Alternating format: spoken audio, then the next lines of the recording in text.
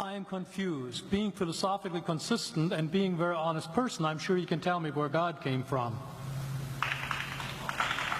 And in addition, once you've told me where God comes from, please try to clarify how you can figure that a spiritual force can have an impact on a material universe to create it. You got 5 minutes.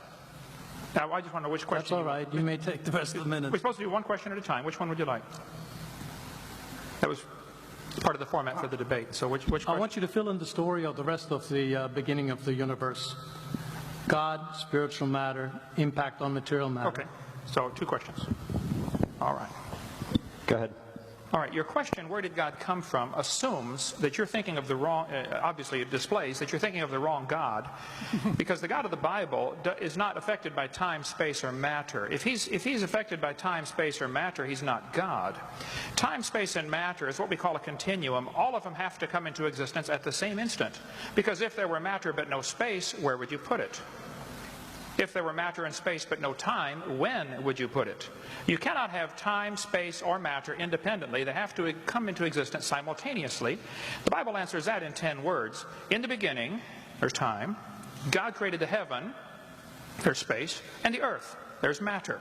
So you have time, space, matter created, a trinity of trinities there. Just, you know, time is past, present, future. Space has length, width, height. Matter has solid, liquid, gas. You have a trinity of trinities created instantaneously. And the God who created them has to be outside of them. If he's limited by time, he's not God. The guy who created this computer is not in the computer. He's not running around in there changing the numbers on the screen, okay? The God who created this universe is outside of the universe. He's above it, beyond it, in it, through it. He's unaffected by it.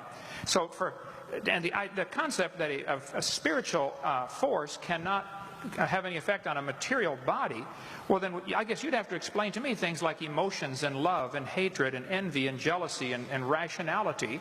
I mean, if your brain is just a random collection of chemicals that formed by chance over billions of years, how on earth can you trust your own reasoning processes and the thoughts that you think? Okay, so your question, where did God come from, is assuming a limited God. And that's your problem. The God that I worship is not limited by time, space, or matter. If I could fit the infinite God in my 3-pound brain, he would not be worth worshiping, that's for certain. So that's the God that I worship. Thank you.